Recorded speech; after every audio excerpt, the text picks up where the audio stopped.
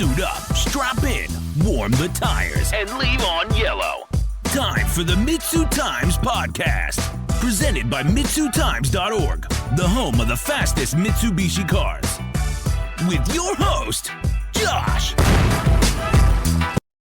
What's going on, guys? Welcome to another episode of the MitsuTimes podcast. My guest today is Mr. Jack Westbury. He is the driver of a very cool Tire Power V8 SuperUte Triton. How are you today, sir?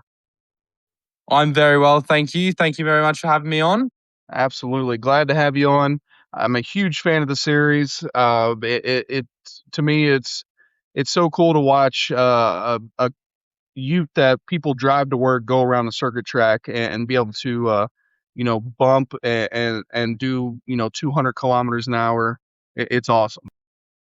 Yeah, it's an awesome series, and it makes for some really good entertainment on TV. I've gone through and watched pretty much all of my old races every single time I come into pit lane. It's the first thing I do, watch the replays back, because there's never a dull moment. There's always people out there battling for sheep stations, and it makes it pretty cool for the audience watching at home.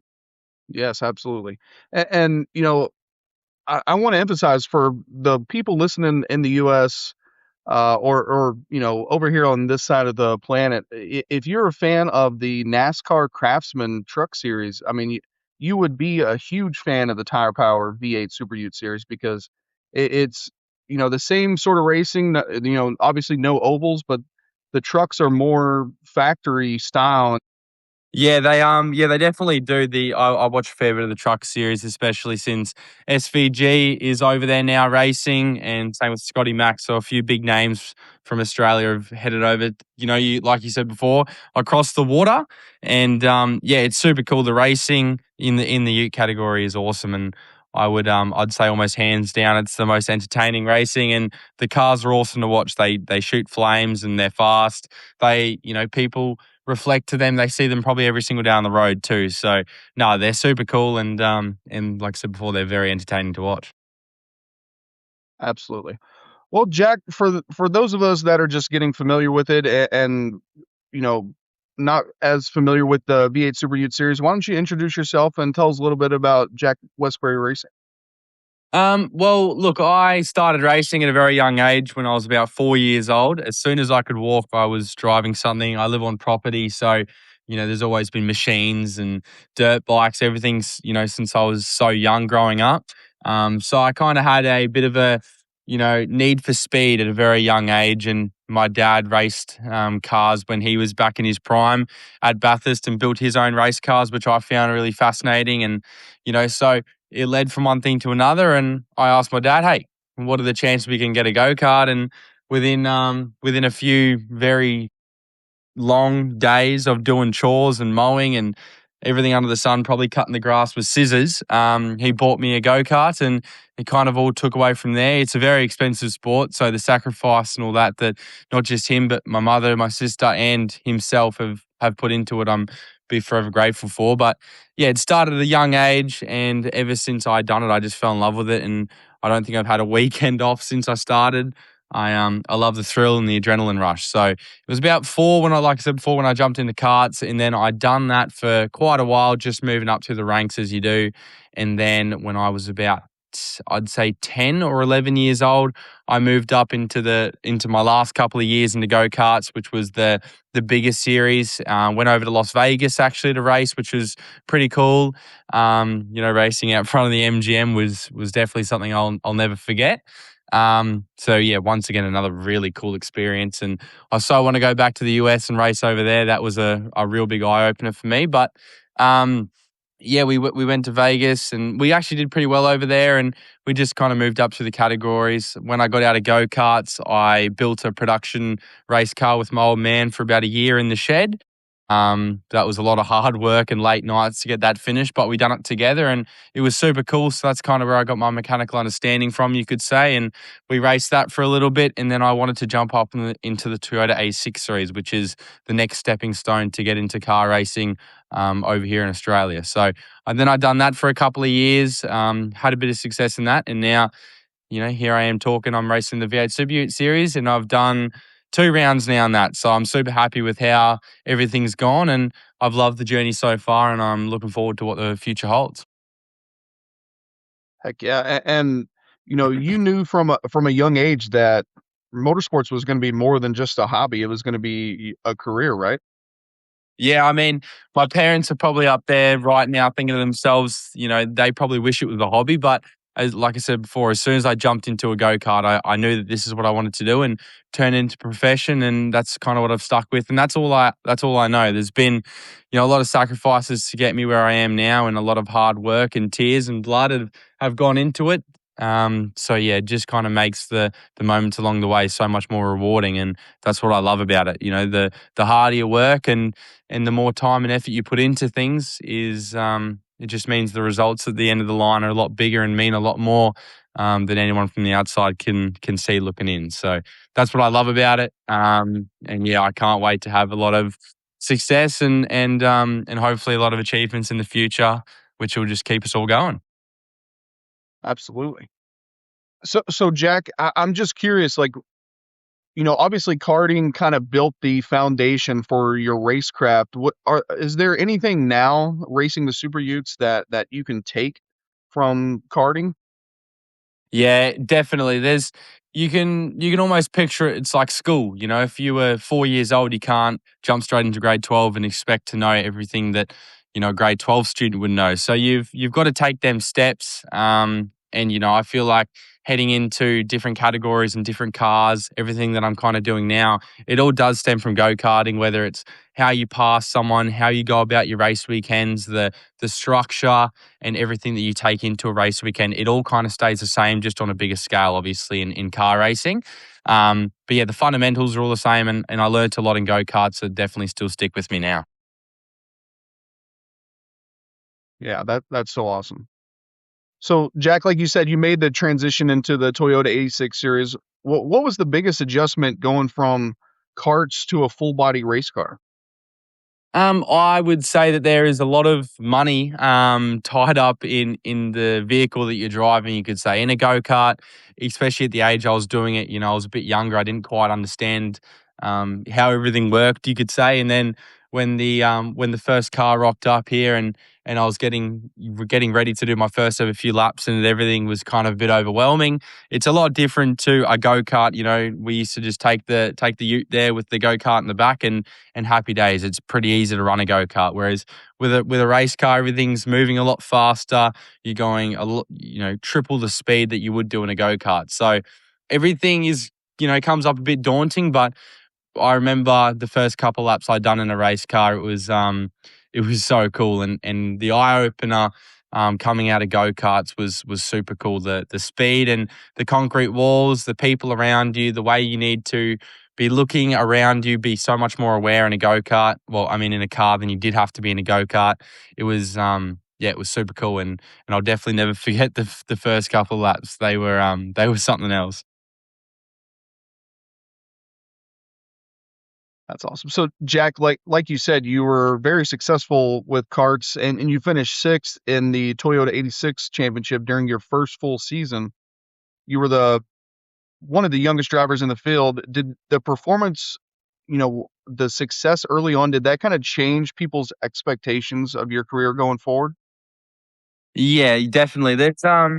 There's quite a few people that come out of go-karts and try to hop into car racing and just don't quite have the speed, and it also comes the opposite way around. I've seen some, you could say average go-karters jump into a race car and be the quickest one out there, or I've seen some really good go-karters jump into a race car and be the slowest ones out there. So, I was intrigued to see how I was going to go, and I put in a lot of work to put my best foot forward before the first couple of rounds I had in the Toyota A6 series. I had some really good people behind me. My engineer, Phil Curtis, he's backed me from the start, and I still talk to him every single day now, even moving into a new category. And like I said, the family and everything, all the support that I had around me, from sponsors to family, friends, they all helped going through the process. And the first couple of rounds were, big learning curves. I made quite a few mistakes that you could say I wouldn't make now. But I mean, it's kind of all the learning that you do along the way. And if I had my time back, I'd probably do things a little bit differently. But if I didn't make those mistakes, then it wouldn't shape me into who I am now. So, yeah, definitely a lot to learn within the first couple of rounds I did. I I did have a lot of car speed. I just couldn't quite put it all together in the racing scene. Yes, we had some really good results, which was cool. I didn't quite make it to Bathurst. I was still too young, but yeah, we had good success, and I was super happy with how we finished up that year. Absolutely. And, after your seasons with the Toyota 86 series, what kind of made the V8 SuperUte series the next category to go to? It was the next stepping stone. Coming out of the Toyotas, I summed up quite a few options in what I wanted to do after the Toyotas, and I had my back against the wall a little bit after Gold Coast 600, the last race I'd done on the Toyota. We were umming and ahhing whether we sell the car. I feel like the achievements that I made in the Toyotas, I won a race, I had poles, won a couple of races in that. I had achievements there, and I wouldn't say that I was super happy with the years that I had there, but I achieved everything I wanted to. So we were always keeping our eyes open for more opportunities outside of Toyotas. The budget that we had, we couldn't quite make it to Super 2. So I try to gather up as many sponsors as I can, because at the end of the day, the sponsors are your backbone, and they will always take you to the next step. We've put in as much as we can as a family, so it was hard to try and navigate the way and the path you wanted to take. Quite a few people do different things, whether there's TA2 muscle cars over here, there's Super 2, there's GT4, there's overseas stuff. But the Utes it was kind of a no-brainer for me. And there was a couple of people that I knew in the Ute category, and I spoke to them, and they all loved it. I watched the racing a lot over there, here, and I loved it, and everything about it. They had V8, they had fire-breathing V8s. They spit flames. They are fast. They look cool. So yeah, that was kind of the step, and I wanted to put it all together. We sold the Toyota, which was awesome in coming into the first round of the Utes, which gave us a bit more budget to do the Ute category properly. I spoke to Luke Cedars, and there was an opportunity there. So luckily, all the dominoes kind of came together, which was awesome, and we put a deal together for 2026. Yeah, and what a deal it was. I want to talk about how that opportunity came to be to drive the number 29 that is owned by Jimmy Vernon, part of the Cedars family. Yeah, well, my engineer Phil Curtis, he knows Luke through. In motorsport's a very small world, and a lot of people know each other. So it was just through a bit of word of mouth. Phil got me onto Luke, which is the main face of Cedars Racing. And I spoke to Luke, and at the first time I called him, actually there wasn't a car available. I'm pretty sure Jimmy was still going to do the 2026 season, so there was nothing there for me. And if I wanted to do it, I was only wanting to go with Luke and the Cedars team, because in my opinion, I think they did the best job, and they run the series amazing. So that was I was either going to go there, or I wasn't going to do anything, you could say. So I put all my eggs in one basket. Luke, he carved the way and got me a drive, got me Jimmy's car, and it so happens to be the Triton, which I love. I've had such a good experience with it so far. But yeah, I'm just kind of lucky that everything came together at the end there, because I was a bit worried. I didn't have a car. I just sold the Toyota. I didn't have a drive for 2026, and I was a bit nervous. I was thinking, I might be having a gap year, but that just wasn't going to be an option for me. I was going to get my bum in a seat no matter what. So, I'm lucky that drive came about for me, and it's turned out great so far. Yeah, that's for sure. It's tough going straight from a smaller car like the Toyota 86, the 4-cylinder, and the power that it makes, to this big roaring V8. What were your first impressions when you drove the Triton for the first time? It was mixed emotions. I watched a lot of footage, onboard footage, and data. We've got a lot of data in these Utes, which makes life so much easier. There's a lot of things you can overlay with data. So the first run I ever had in the Ute, I remember I think I stalled it actually heading out of the gate, because in a Toyota 86, they're more so a road car, and they do everything so right. Whereas in a proper race car, the Triton that I'm driving now, they are a full blown a race car. They've got a full pedal box, like you said before. They're V8. They are powerful. They're heavy, and they don't have much grip either. So definitely a very different feeling to a Toyota. opposite ends of the spectrum actually, but I loved it. It was a new challenge, and I love new challenges. I always have since I was at a very young age. So it was super cool. And when I was there on the day, there was a couple other Utes there testing. So I could overlay my data with theirs, and I've got some really awesome teammates, which helps along the way as well. So we overlaid a lot of data. We done a lot of footage stuff, and I feel like I got the hang of it pretty quick. It was a bit mind-boggling at the start. The slower you go, the faster you are, and that's just motorsport saying, and it'll be in the game forever. So it took me a little while to learn that patience is key, and because they are so fast, you do have to manage the tires, the brakes. So yeah, it took me a little while to get the hang of it, but I think I'm there now, which is awesome. Yeah, it definitely seems like you have the hang of it. When you first got into this and made the first couple of laps, did anything about the Triton kind of feel natural? Feel like you could draw something from your karting or Toyota 86 experience? Yeah, there's definitely a lot of fundamentals that I took away from Toyotas, and even just the track that I was testing on my first ever day in the Triton was a track that I'd previously driven. I took a lot of that in the Toyota away in the Ute, and just the simple things from braking markers and throttle applications. Everything is so much different from a car to another.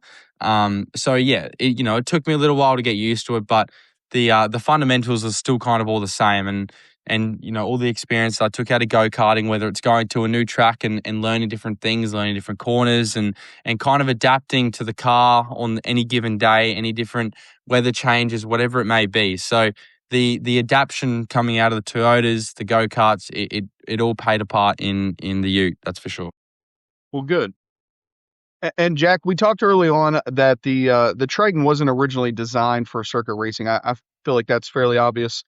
But what is it actually like to drive one of these things at full speed? Yeah, it's super cool. I've been in a couple of Tritons just driving down the freeway as anyone would, and looking at them from the inside out, you wouldn't think that they can go 200 kilometers an hour plus. And it's so cool how the people in the SuperUte category do it and make it all work. Trying to fit a V8 in the front of a Triton and having the whole rear system. There's so much customization that goes into it. Just even small things you wouldn't think about. So it's I love the Triton from the start. I love the look of them. I think they look awesome. And they're a really good all rounder car. They've got really good front grip. And they've got good back grip. They've just they're very 50-50 and compared to the other cars that are out there on the field. No, I haven't driven them, but just talking to fellow competitors and what they like, people in particular that have switched between different manufacturers before, I feel like the Triton was always going to be my number one choice, and it was a good all-rounder. And I, naturally just like a car with a lot of front grip, and that's what the Triton has. So I feel like that also helped me adapt to the car, a lot quicker than if I was driving something that I wasn't kind of familiar with. Okay. Well, we talked kind of early on that the trucks aren't all they're from the factory, so the wheelbase is the same as it came from the factory, things like that. Obviously, the powertrain is different, but you know those kind of changes make a big difference when it comes to tight technical tracks and long, straightaways. So how does the Triton perform when it's compared to the Rangers, the D-Max, the Hilux, the Colorado, and the BT50s in the field? Well, yeah, there's definitely a lot of things. If you were to buy that car tomorrow out of the manufacturer, you wouldn't, you'd recognize the body, but anything you look under the car, it looks completely different to anything you'd see on the showroom floor. So, from the rear, the back of the car, the way that they've built the subframes and just trying to fit so many parts and moving parts, especially into a small sort of area. It's pretty cool, and if you guys ever had the opportunity to look at a V8 SuperUte, it's super cool. And even if I can send you some photos, put it on your social media, it's so cool how they make it all work. And like I said before, the V8 under the bonnet, there's just so many aspect of things that you just looking at it now, you'd go, wow, how would you even make all that work? But yeah, between the other cars and the different manufacturers, talking to other competitors, because there is a few people out there that have driven the different models of cars. The Triton was all round the best package, and there's definitely some there's places on the track that I lose from other manufacturers, but then there's also places on the track where I gain. So it was really a good 50-50 for me, and I mean, if I wouldn't have it any other way. And I'm a quarter of the way through the season, and I'm still very happy with the Triton. I like how it performs. I like how it does everything, and because the team that I'm running with now have ran that car previously,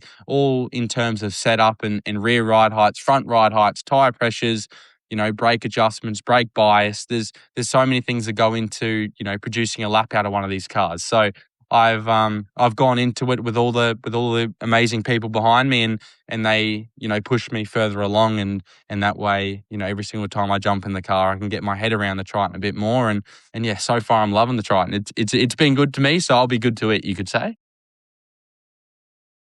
Absolutely. And you kind of spoke there. I want to emphasize that even though there's a lot of parity, the teams are still allowed to do a lot of setup changes and things like that to get help the driver get the most out of these things. Yeah, which is really awesome. Coming out of Toyota, there was a lot of adjustment there, you could say, but in terms of being in the car, whilst you're driving along, we can change the brake bias. We can do a lot of things inside the car, whereas in the Toyota I couldn't. So just so many, back to what we were saying before about adapting. There's just been so many little things along the way, and adjustment of the car. Coming into a new car, I didn't really know how it was meant to feel, and if there's a little vibration in the car, I'm not really familiar with that, and that stuff takes a long time to learn. I feel like I'm there now, but within the first couple of days of driving the car, it does take a while to get used to it, and the team try and adjust the car around me, and which I feel like we are now. So in terms of adjustment, we can change so much. There's so much time in ride heights, which is the height of the back of the car, which either gives you more grip, less grip. Changes how the car rides on top of the bumps and over curbs. We're going to a couple of street circuits this year, so there's a few big curbs. So yeah, there's always changes being made to the car, and there is a lot of adjustment there, which is cool. Yeah, absolutely. It's great to see, these drivers being able to tell the teams that, hey, I need this and I need that, and give them the advantage, get the most out of these Utes, because Yeah. otherwise the parity will kind of slow everything down, and it'll almost be boring to watch. Yeah, well, the way they've done it now, it's awesome. And coming out of the box, the way they've built these cars, they are all very equal. They've got the same amount of horsepower. We're all the same speed down the straight, and there's however many different manufacturers. There's a handful of different manufacturers, and we're all so close. At Tasmania, I think we were only half a second between virtually the front and the back of the field. So there's no room for error, and the cars are so close, and it really does come down to the driver feel and how the driver can express to the team what they need out of the car to produce those extra little tiny bits on the racetrack. Yeah, absolutely. Well, Jack, in the opening round at Sydney, you qualified third, and then a blown head gasket kept you out of the first race. How difficult was it to know that you had the speed in your very first SuperUte event, but you weren't able to really capitalize on it yet? Yeah, it was gut wrenching. It really was. There's nothing worse than watching everyone around you roll out for race one, and you're not amongst the field. And I was super happy with that qualifying result. I actually feel like there was a little bit more left in the car, and I didn't actually maximize quite on that lap. So coming out of qualifying, I thought I had a bit more in the car, and I was kind of just eager to get out there for race one and adapt to what I think I could have adjusted in qualifying. And it's where we're working with a whole bunch of machinery, and things do break and things do happen. So that's all part of motor racing, and sometimes the highs are the highs, and the lows really are the lows. But it's character building, you could say. It definitely sucked looking at it now. Well, looking at it then, you could say, but looking at it now, it's all part of motorsport. And in the moment, you're a bit heated and want to go out there because, you've got such a fast car. And for me, it was only my first round. So I feel like I had a lot to prove that weekend. And we did have the car speed. We still finished up at the end of the weekend in fourth position after having to start, a couple of races in last position. I still walked away from there with an award. I passed the most cars all weekend, which, you'd probably imagine after, having arguably one of the quickest cars. So, it taught me a lot heading into round two, how to pass cars because I was always coming from the back. Even race starts, starting on the second row is a lot different to starting on the back row. And in terms of pressure and all that behind you, I feel like I could find kind of find a groove. And then once I was in the groove, we had a lot of car speed. So I learned a lot that weekend. There was still definitely a lot of highs I took out of it, and that, just progressed on to Tasmania. Yeah, well, speaking of the second round in Tasmania, you recorded your personal best finish, a third and second. What was it that kind of came together to make that weekend so great? Yeah, there was a few factors. I've never been to the track in Tasmania, so heading out there for practice one, it was a bit of a challenge actually. There was a fellow competitor, who blew an engine, so there was oil over the road. So we actually didn't go out for most of the session. I went out there, I done one lap, and then we were all called into pit lane, and the session was red flag. So heading into qualifying, I only had one lap under my belt on a brand new track and a car that I wasn't so familiar with. So it was a bit of a struggle heading into the weekend, but it just clicked. It really did just click, and I really got into a groove around that track. I love Tasmania now.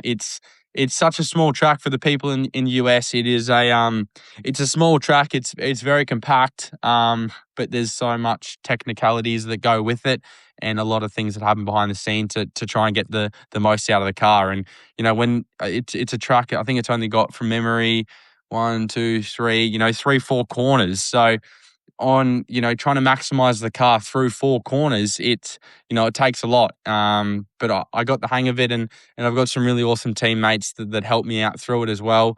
Aaron Borg and Adam Margie, they're some really fast guys, and heading into the weekend we knew they were going to be fast, so I leaned off them a little bit to gain the most out of the Triton. And yeah, towards the end of the weekend, we just kept on getting faster and faster. There was a wet race there, and I've never driven one of these cars in the wet, 500 plus horsepower. It was super cool doing that. So I really enjoyed it. And I feel like when you're enjoying it, the highs, everyone around you is, getting behind you, and the attitude in the team was awesome. So, like I said before, everything just kind of clicked, and we were really fast towards the end of the weekend. I think we actually got the fastest lap in a couple of races. So, super happy with that. We raced through the field. I made a couple of little mistakes that I definitely don't want to make again, because I feel like if I didn't make those mistakes, I possibly had a chance to stand on the top step of the podium, which I'm so eager to get. I really want to win, but hopefully that comes at Perth. Another track I haven't been to, but I'm sure we'll get into that soon. Yeah, and Perth definitely looks like it's a whole different animal, right? Lots of straightaways, wide sweeping turns. It's going to be different. Yeah, it will be different. And a track I've never been to either. So heading into that weekend, I kind of need to sit down on the laptop and watch a lot of onboard footage. I need to do once again like I did in Tasmania, and try and benefit off the people around me to gain the most out of the people I have around me, the teammates and the team.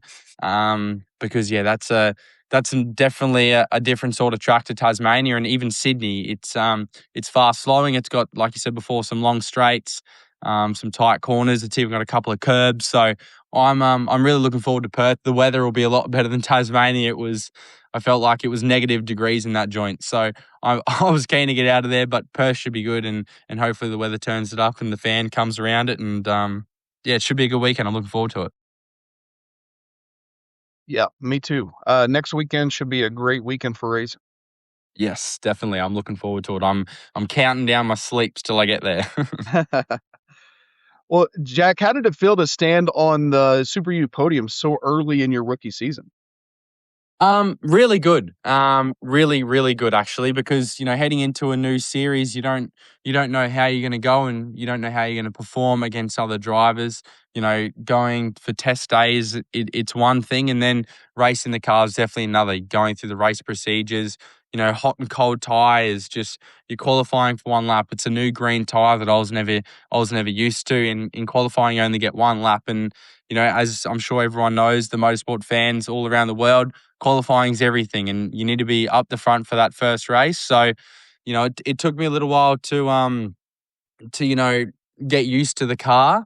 But yeah, we're there now, and Perth should be super cool. I really want to. I'm so eager for a win. I really am, and I feel like if we have a good qualifying, we had a good qualifying in Sydney, which unfortunately about the head gasket, but if you have car speed, you really are set for a good weekend. In Sydney, we had great car speed. In Tasmania, we also had good car speed. So hopefully we can carry that momentum now into Perth, and I feel like we're going in there with a good shot. Yeah, absolutely. I think there's no doubt about that. You're going to be one of the heavy favorites going into this week to next weekend. Let's hope so. Let's look, I'm putting money on it. I'm putting my money on myself. Hopefully, we can continue the podium streak, and hopefully we can get 6 from 6 this year. That'll be awesome. Yes, indeed. So you've already finished fourth and third overall across 2 rounds. How has the strong start changed your goals for the remainder of the season? Well, look, I went into the series wanting to kind of be a bit of a hard drive and take on as much information as I can. Even through working with new people, new engineers, new mechanics, new people around you, different cars. So I kind of had the hard drive engaged, and I wanted to learn as much as I can. But now, after tasting a bit of that victory, you could say, and the success, I'm just eager to get more. And I haven't had a win yet. I've placed third. I've placed second. So all that's left now is a win, and I feel like I'm so close to that. And heading into these next few rounds, I don't think I'll be happy unless I win. So that's the next goal for me. Yeah, and you probably, well, you have to feel like you're very close to getting that first win after such a strong start. Yeah, I reckon I'm very close. Like I said before, in Tasmania, I feel we were, if it wasn't for a couple of mistakes on my behalf, I reckon we would have been definitely a lot closer. Second's as close as you can get, but I feel like I could have been up the field a little bit quicker, you could say, than just reached on the back of the top 5 in race 2 and 3. So, if we can get a good qualifying under my belt, a good race 1, and I reckon we can be in the shot for the top step of the podium, and even a round victory would be awesome. That way we get some more points in the bag, because after missing that race 1 in Sydney, it's all a points game, and if we want to be in the championship towards the end of the year, which I really feel like we have the speed to be in the championship at the end of the year, we just got to keep up the consistency and keep on getting good results. And yeah, we just can't have any more mechanical failures or even driver error. Want to try and have as many green laps as we can. That way, we can have more racing and hopefully more victories. Yeah, absolutely. Going back to our conversation about, coming from Toyota 86, do you feel like in the SuperUte you have to be more aggressive or more patient, with obviously the vehicle being, larger and the races being a little bit longer?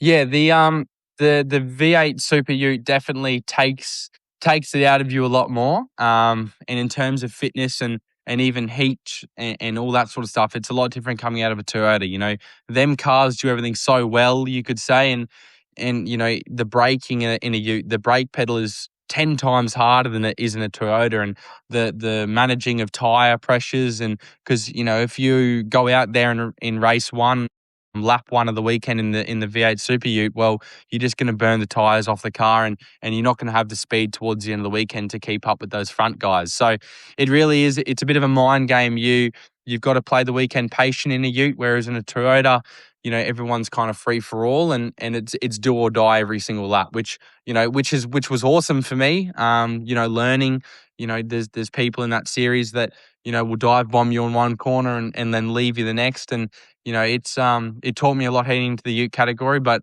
the people I'm racing in the Ute series, they're all awesome people and they are very, mature behind the wheel. So I feel like I'm benefiting off them every single time I jump in the car. And I feel like the more patient I can be in the Ute, the faster I'll be. And you kind of got to look at the end goal towards the end of the weekend. If you want to be there or thereabouts in race 4, lap 15, whatever lap it is. But towards the end of the race weekend, you've got to be thinking about race 1, 2, and 3 along the way. So, it's pretty cool. And you've got to, you got to keep the tires underneath the car, and you're not gonna make a name, and you're not gonna have any friends on the racetrack if you're fighting dirty. So you got to try and keep things clean. And so far, last couple of rounds, the racing's been amazing.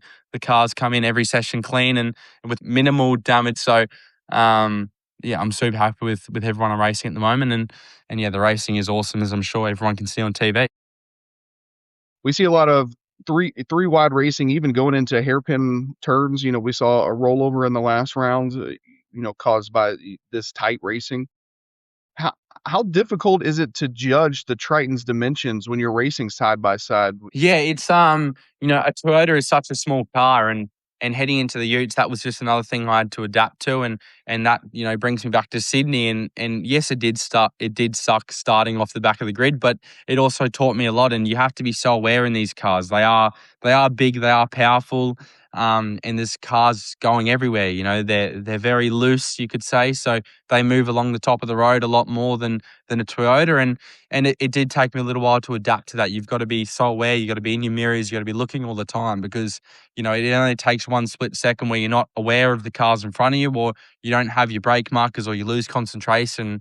And, as we seen at Tasmania, a Ute flipped over, and Justin, good bloke. He was unfortunately tied up in that incident. So unfortunately he was okay, but it's just, that's the consequences if you're not looking ahead, and you've got to be so aware of all the cars around you, because something like that can happen so fast. And we're all trying to avoid that. And if the racing's kept clean, everyone looks in their mirrors, well, there'd be no dramas. But it's the dramas that keeps everyone watching. So it's super cool. And you do have to be, you got to be looking ahead, whether it's a kilometer ahead on a straight, or you've always got to be thinking about your next move, whether it's passing somebody or trying to get out of the way of an incident, because, like I said before, you literally do only have a millisecond, and it can be not life or death, I'm going to say, but the consequences of being that 1 millisecond too later are they're enormous. Yeah, for sure. And Jack, before this episode, I went back and listened to, my episode with Michael and Sean and Jimmy. And one thing that I didn't cover, going into Perth, especially with the long straightaways, even at, Bathurst long straightaways, what is drafting like in these trucks? Does it help influence passing, or is it just something that kind of doesn't really play a role? No, drafting definitely does play a role. I don't know if you've ever been on the freeway and you're behind a big truck. They're kind of pushing the wind for you. And, I do it all the time. You save fuel when you're right behind a car. And it's similar, like that to a racetrack. If the further you are behind the car in front, they're pushing the air for you and hitting speeds, up to 250 kilometers an hour.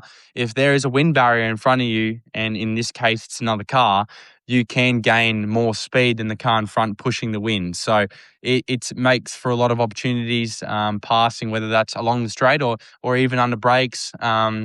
Especially in these Utes, it's pretty big because the cars are a lot bigger.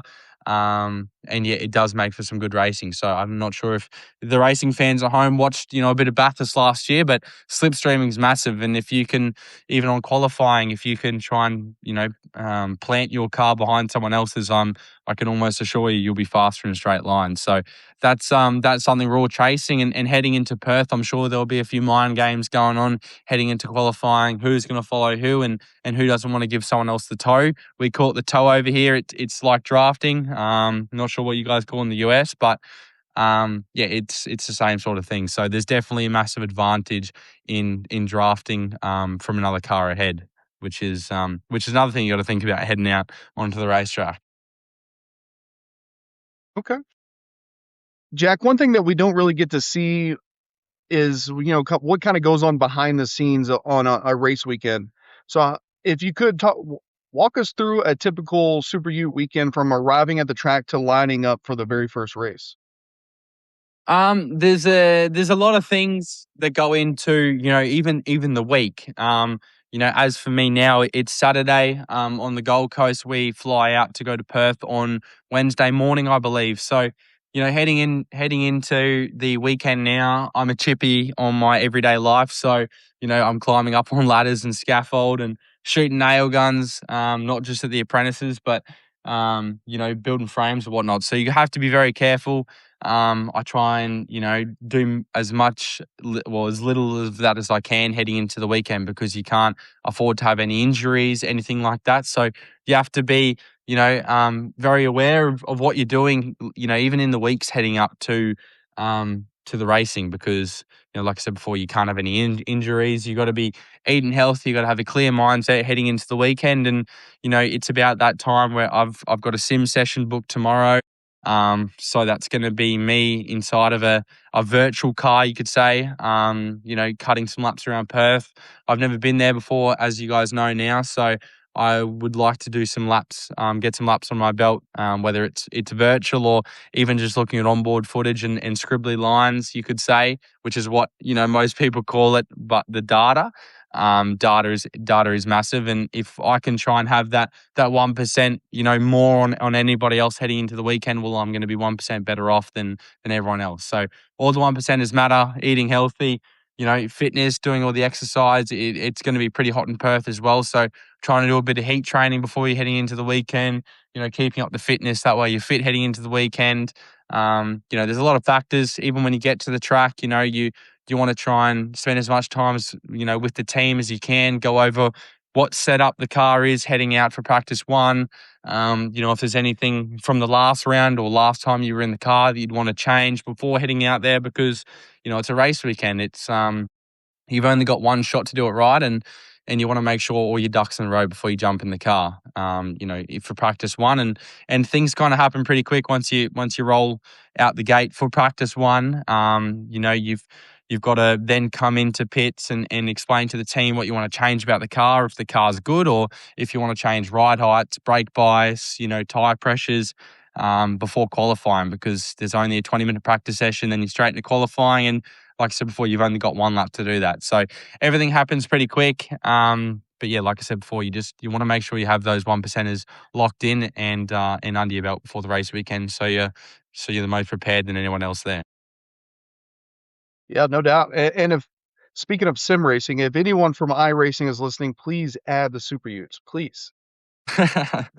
Yes, I agree. I reckon it would be the biggest hit. And if I have to pay the another subscription on top of iRacing, which that subscription's already, too much money, as I'm sure everyone else knows listening from home. But I would buy the Ute on that game, and I think they need to add in a few more tracks as well because there's tracks here at home, even a couple of the street circuits that I reckon a lot of people in the US would love, especially around the straight to Gold Coast. You've got the beach in front of you. We're heading there this year. It's my home race as well, so I'm so excited to get there. But if iRacing's listening, let's get it together and chuck the Utes in there, especially the Triton #1. Yes, absolutely. Well, Jack, even though you're a carpenter by day, you obviously have a mechanical background. How hands-on are you with the Triton's preparation, setup, and the feedback? Yeah, look, I wouldn't say I use my mechanical knowledge on the car. You could say, there is there's a lot of other mechanics out there that are definitely better at spinning spanners than I am. And I reckon if I got onto that car and started changing a few things around, we would only go backwards. So I leave that up to the professionals. But in terms of mechanical knowledge, if you have an understanding about the car and the mechanical parts moving inside the car, if there ever is a problem, you can express to the team where that noise may be coming from, or if the upper control arm or the shock or the wheel, or if a rim's bent, if the brakes aren't performing. So having that mechanical understanding and even mechanical sympathy, we call it over here, changing gears, clutch movements, all that sort of stuff, because you've only got so much time over a race weekend to try and find a problem if you have one. and having that understanding behind you, you can give the team, a bit more info onto where that noise or anything that could be wrong with the car and what you want to change setup wise and how we might be able to make those changes to suit me. Without that mechanical understanding, you're kind of just a blind duck and shooting in the dark. So, the team, you want to try and give the team and outlay to the team as much information as you can about what the car is doing, and the more mechanical understanding you have, I feel like the better race car driver you are.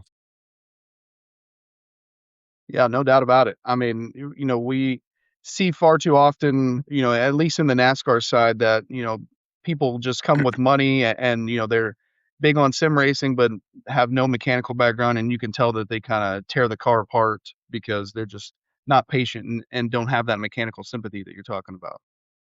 Yeah, exactly. And, even I've got my own simulator here, which I use all the time. And there's a lot of people on iRacing that I feel like if they actually jumped into a real race car, their eyes would open up a lot wider. And there's only so much you can learn off a virtual reality game. You could say in terms of mechanical, and on iRacing, you can't really hear if a tie rod or a nut is loose inside the car. Whereas on a racetrack doing 250 kilometers an hour, with hundreds of thousands of dollars worth of machinery sitting under you, you don't want to be having any of those problems. You don't want to be overthinking whether something is making a bit of a weird noise whilst you're out there. So having that mechanical understanding, being able to overlay that to the team when you come to the pits, it just smooths the process a whole lot more. This episode of the MitsuTimes podcast is brought to you by Turbo Parts Canada. At Turbo Parts Canada, they thrive on providing you with solutions for all your turbocharger needs. They have many engineering capabilities to ensure precise clearances are met and quality is achieved every time. All their performance turbos are machined, assembled, and balanced in Canada. They also offer manufacturing and upgrades for most OEM and performance turbos. They also offer CNC porting, rotor balancing, and media blasting. Find out more about their products and services at turbopartscanada.ca. And Jack, early on, you said that, you go back and look at the squiggly lines, as you call them, the data from each race. What information are you paying the most attention to? Because, I feel like the SuperUte series is so fortunate. Everybody runs the Haltech. Everyone has, the same data. And it really doesn't get much better than that from the driver's perspective, in my opinion. Yeah, we are gifted. We are very lucky to have that source of information, and I've got some really good teammates, like I've previously mentioned. Sean, actually the person you've had in your podcast before, he's one of my teammates. Ripper bloke. We're still due to catch up for some beers, but I'm sure that'll come in the future. So Sean, if you're listening, I haven't forgotten about you. But yeah, look, the data is such a big thing in motor racing, and the data shows everything: throttle applications, where you're braking on the track, what lines you're taking, the steering angles, brake traces, and there is so much to unpack there. And we have data people at the track that specifically just look at that virtually all day and try and give me and other drivers a bit of a knowledge on what other people are doing. If I come in from a session and I'm second and I want to be first, well, I can look at, first place's data and see what he's doing differently to me. So when I go out there on the track next, I can improve those things. It's super cool because, for other people out there that don't quite understand, well, if you don't have teammates and those sorts of people around you, you wouldn't know what to change to be able to, get those extra tenths out of the car. So having the data just speeds up the whole process of it. And that way, us as race car drivers can see what other people are doing. That way, every single time we jump in the car, we can improve and go faster. That way, we kind of all just push each other and, we all make each other faster, which is super cool as well. Yeah. So, Jack, is winning the SuperUte's championship a long-term goal, or do you see this category as more of just a stepping stone towards supercars? Well, look, I would love to win it this year. And it's not off the cards yet. So let's let's get together and cross our fingers, and hopefully, we come out on top at the end of this year. But I do love the SuperUte category, and even doing a couple of rounds in it now, I think it is an amazing platform between the different manufacturers and even the people around the series. It's an awesome environment to be a part of, and I'm super thankful to be here now. So, I'm not really thinking about the next step now. You could say I'm super happy with where I'm at now.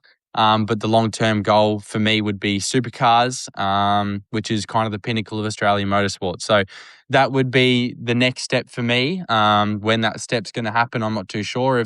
If Dad, walked down those stairs now and said, "Well, hey mate, I've won the lotto," I would probably be in a V8 supercar tomorrow. But those days haven't come yet. Hopefully they do come soon. But until that day comes, I'm super happy in the Ute series, and hopefully we can keep having some good success and pull on a few more sponsors, because sponsors are the backbone, like I said previously in the episode. So if we can get a really good community around me, a bit more than what I've got now. I've got some amazing people in my corner now, which is fundamentally why I'm here now. But to go to that next step, it's just a lot more money, which it's hard for the everyday sort of people to come up with. So yeah, the Ute's affordable for me now, and I'm loving the experience I've had in it so far. So let's we'll just keep on riding that train for now, and hopefully maybe something might come about in the years to come for a supercar drive. Yeah, definitely looking forward to that opportunity. Yeah. Yeah. So, Jack, going from the Toyota 86 into the V8 Super Utes, have you been surprised at the fans of the series and the kind of turnout for each race? Yeah, we've got some amazing fans in the Ute series, and it brings out everyone. It really does. I've seen a few people get pretty wild, and even the people racing in the Ute category, they are awesome with the fans. And we do driver signing autographs, at the end of most sessions.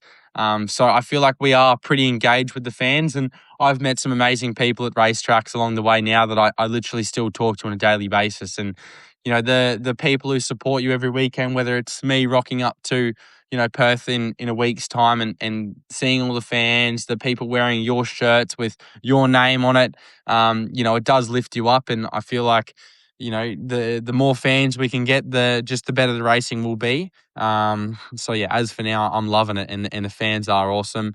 And yeah, it really does make the race weekend so much more exciting, seeing so many people out there cheering you and your fellow competitors on. Yeah, absolutely. Without the fans, why even go out there and race? Exactly. No fans, no opportunities, they say. So the fuller we can get those grandstands, the better. And the more Dagwood dogs sold throughout the course of race weekend, the better, you could say. Yeah. So, Jack, why do you think that the fans connect so strongly with racing versions of vehicles that they use, out on the farm or the station, every day going back and forth to work? I think it's because, the fans, they can see a vision. And, for the different type of manufacturers, there's so many D-Maxes, BTs, Rangers.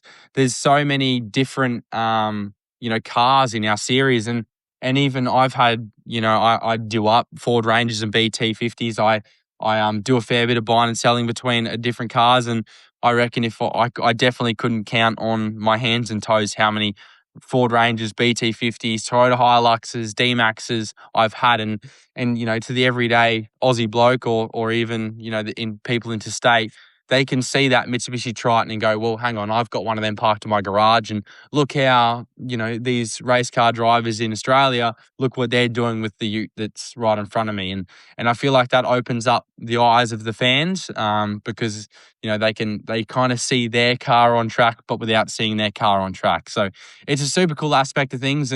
And for marketing, I mean, it's awesome. The cars are a lot bigger, yes, but it just means we've got, as drivers, have got more, room on the doors to support, businesses around us as well. So, you know, um, I haven't seen a downfall to driving a Ute like this, and I'm loving it so far. And the fans, they all get behind us. So everyone around the series, at the racetrack, they all love it as well. So yeah, I think it's really working well for everyone.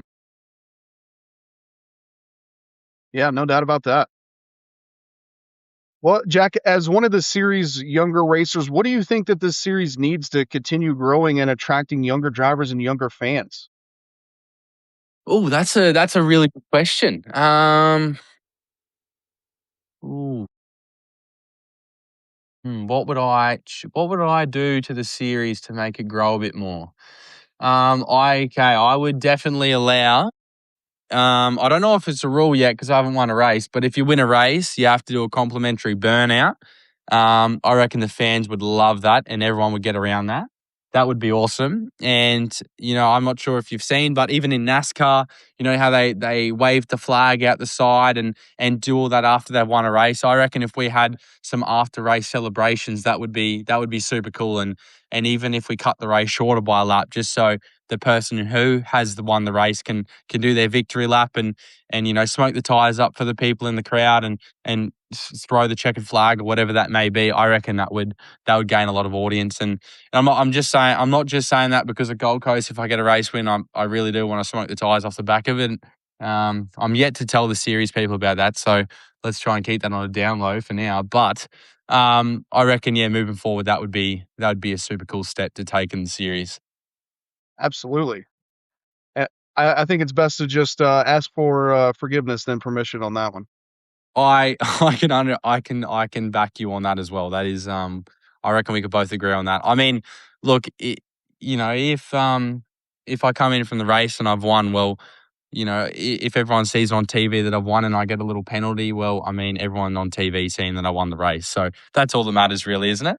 Yes, absolutely. So, what has been your favorite part of the SuperUte experience so far in these first 2 rounds? I would say adapting. Coming out of the Toyotas, I was in that series for 3 years, and I had the same sort of people around me in terms of teammates, team members, engineers.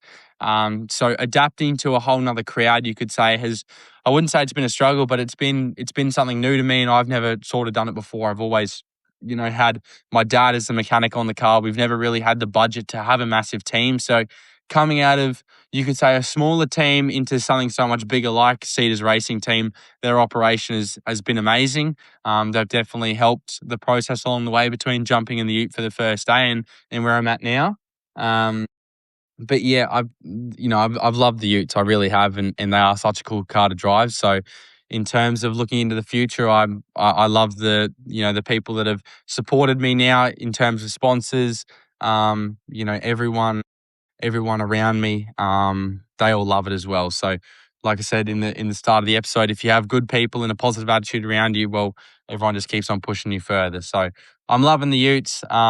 It's been an awesome stepping stone from the Toyotas, and I haven't looked back since I've done my first ever couple of laps in a Triton. So, it's been awesome. Absolutely. Jack, I feel like you've already answered this, but what circuit on the schedule are you most excited to experience in the Triton? Oh, I reckon that there's two, definitely two. Gold Coast and Bathurst. Gold Coast, home track for me. So family and friends will all be there, which is super cool. Especially Gold Coast. It's kind of probably going to be hard to explain this to the people in the US, but it's virtually a track that's on the beach, but not on the beach. It's about 20 meters away from the beach. So it's the atmosphere at Gold Coast is awesome. Even at Bathurst, everyone knows about Bathurst, especially the people across the water as well. It's such a well-known race, so that there's so many fans there. It's a race weekend over 4 or 5 days. I love Bathurst. The track is awesome. I've had success there in the past as well. So, as well as Gold Coast. I mean, I definitely couldn't choose between them two, but we've got Adelaide at the end of the year as well, another street circuit I've never been to, and I love street circuits. I love curbs and I love concrete walls. More risk, more reward, you could say. They're sort of my go-to tracks, and I feel like we've got the best rounds coming up, so it's only going to get better from here. Yes, absolutely. I mean, you got to have such a bright outlook on the future with the early success that you've had. Yes, I'm looking forward to the rounds coming up and the rounds that are, and the tracks that are coming up. I reckon they're going to suit my driving style a lot. And yeah, I love driving around those circuits. I love traveling to these places, and I mean, not so much Gold Coast. I could not throw a stone, but I could, it's a 45-minute drive, 40-minute drive from my house. So yeah, that's even cool. You get to stay in your own bed, which is even better than staying in a motel or an Airbnb, which is what we have to do at all the other rounds. But Gold Coast is going to be cool, and I'm looking forward to the rounds that we've got ahead there. It's going to bring on some good racing. There's concrete walls, there's high risk, and I'm sure there's going to be a bit of carnage. So it'll keep the fans entertained. Yeah, for sure. I'm definitely looking forward to that one. But, Jack, kind of on the same token, if you could race the Triton at any circuit in the world, where would you take it? Spa. Definitely Spa. Wouldn't even have to think about that for much longer. I would say, actually, Nürburgring. Spa or Nürburgring. I reckon I'd get lost around Nürburgring and have to pull out the map. But Spa would be pretty cool through turn 1 and 2, through the rise there. I reckon that'd be pretty cool in a ute. And you get to some pretty fast speeds around Spa. I mean, even Nürburgring you would as well. But I feel like they're just two tracks overseas that I would love to do a few laps around, whether it's on a pedal bike or whether it's in a fast Mitsubishi Triton V8 SuperUte. So definitely one or two of those tracks I'd love to take the ute. Maybe we can maybe everyone can get behind this and give Luke Cedars a call and bloody tell him to chuck the cars on the airplane and fly them over there, and we can do a meet and greet day with everyone. I feel like the chances of that happening are probably pretty slim to none, but hey, we can always try. Yep, got to at least try. Absolutely. Well, Jack, kind of outside the helmet, when you aren't racing or prepping for a race weekend like you're probably doing this week, what do you enjoy doing? Well, I do a lot of things to keep me busy. There's never a dull moment. I've actually just recently started up a business with everything 4-wheel drive. I do a lot in the 4-wheel drive scene. I'm a chippy every day as well for my old man, and then I run a business on the side of that, which has kind of started picking up. So in terms of juggling things around, I've got to be pretty good at it.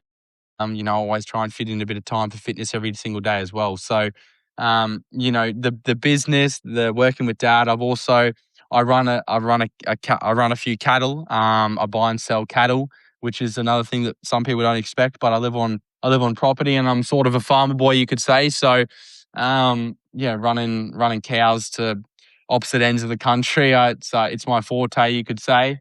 I ride dirt bikes as well. I love dirt bikes. I was actually, I'm planning to go riding once I get back from Perth, and I've got some really good mates here as well. So we all kind of do things together, and we do a lot of go-karting as well, which is super cool. We've picked up that recently, going to local go-kart places and having a bash around there. That brings the best excitement out of everyone. So I keep very busy. I've got a full-time job, I've got a business on the side, and then I also do so many other things as well to make a bit of money. But wherever I can help out, the family the most, that's where I'm always usually, I'm always usually trying to do as much as I can around the property as well. For the people that live on acreage, it's a full-time job just looking after the property. And if I had $1 for every hour I've spent on the lawnmower, I wouldn't even have to worry about paying for another bill in my life. So that in itself is a full-time job, especially in summer. There's always something to do around here, that's for sure. Yeah, it certainly sounds like it. And, at least in the NASCAR world, we always say that farm boys make the best race car drivers. Well, look, I've had some bush bashes here, which bush bashes are, $350 cars that we flog around the property. And if you've seen the state of them cars, I reckon you'd go, look, I don't know whether this guy's ever going to make a career out of motor racing. But we've built some pretty cool tracks around here. We had a rally track here for a little bit, and in some Kia Rios and Mitsubishi Mirages, you name it. We've had that here. There's a few cars that got towed away in a tilt tray and got crushed by a big crane. But anyway, no, it's some good fun, and the atmosphere around the farm. We've got dirt bikes and all that sort of stuff. So I'm always, doing something and pushing the limits of whether it's a $350 Mitsubishi Mirage that doesn't even go out of second gear, or whether it's a dirt bike that I'm flogging up and down the property. We got a little dirt bike track here as well. So I got to stay away from the two wheels heading into a race weekend. They can be pretty dangerous, but I love anything with a motor, and pushing the limits of something is definitely my forte. I definitely love that. Well, Jack, what would you say that your goals are for the remainder of the season with the 4 races left? Well, my goals are winning every single race. Realistic goals, I would love to probably, just keep on improving, and my main goal would be every single time I jump in the car, I just get faster, more comfortable. Because if you're comfortable in the car and you've got the speed behind you, well, anything's possible. And I'm at a good stage now. I'm always adapting to the car, and I feel like there's so much more room left for improvement that's still in me. I'm looking forward to hopefully bringing that out for the next couple of rounds. But I really want to be standing on the top step of the podium within the next few races to come, because I've come so close, but yet so far, and that's just kind of the next leap I got to take. Yeah, looking forward to that. Jack, in this episode, you've talked about how sponsors are the backbone of this motorsports. What partners and sponsors are helping make the number 29 Jack Westbury Racing Triton possible? Well, I've got some awesome people around me. There's definitely no amount of pages in the world where I could thank all the people that have helped me out to get to where I am now. There's a lot of people behind the scene that, not their name may not be on the car, but they've helped me get to where I am now. So, in terms of the businesses and the companies that are on the car now, I've got some really amazing backers. Harvey Norman, Netacurb, which is a local concreting business that we know really well because, my father and I wear carpenter's chippies. So we, do a lot of work with him, and even local businesses. We've got a plumbing company, QCAS Plumbing.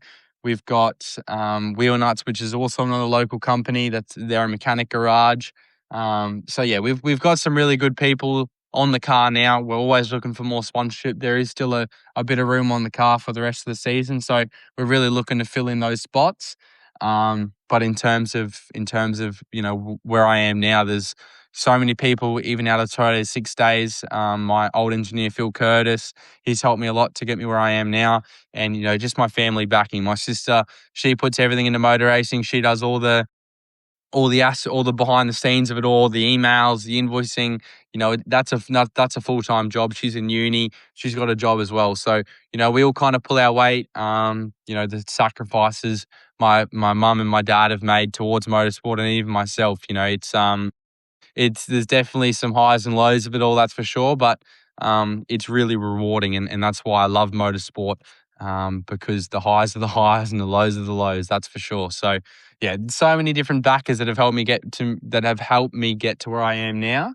But yeah, I'm looking forward to bringing as many people on for the journey and the remaining years to come. Yeah, absolutely.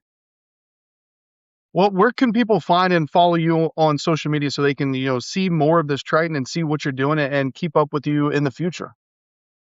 Well, I'm on all social media platforms. Well, I shouldn't say all, but the main ones, the Instagram, TikTok, Jack Westbury is my name, and that's kind of what all my social media is under. So if any of you want to check out the Tritons on there, photos of the Mitsubishi Triton, there's a few videos of me driving the car and doing all those sorts of things on my Instagram, and even TikTok. I do a lot of things with 4-wheel drives and even different cars you would probably see on the V8 SuperUte's grid. There's cars on my TikTok that I've built up and turned into a bit of off-road animals, you could say. So yeah, that's my hashtags, and if anyone wants to check it out, well, there's heaps of things there. And if anyone wants to know a bit more about the Ute, well, shoot me a message and we can get some more information over you, whether it's photos or if there's any curious questions you want to know, just shoot us a message.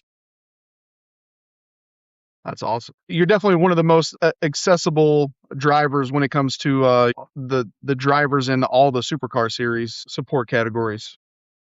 Yeah, definitely. Yeah, I love the fans, and there's, like I said in at the start of the podcast, there's people that I met when I was racing in Toyota that I still talk to not every single day, but I still talk to very frequently, and it's the people the fans and all that behind you that, send you those messages and whether it's before going out for a race or just kind of always giving you that pat on the back to, to keep on going. It's, I love it. And people that reach out, I always try and message back everyone and show everyone my appreciation because it's people like that, just give you that extra kick when you're, when you've come in from a bad race or whatever it may be. You got to have good people in your corner, and I've got a lot of those people now. Yes, but I love people that reach out and want to know more about racing or whatever it is, whether it's running cattle or whatever. I love talking to new people and meeting new faces. Yeah, that's always a good time. And all of Jack's social media links will be down in the description of this podcast.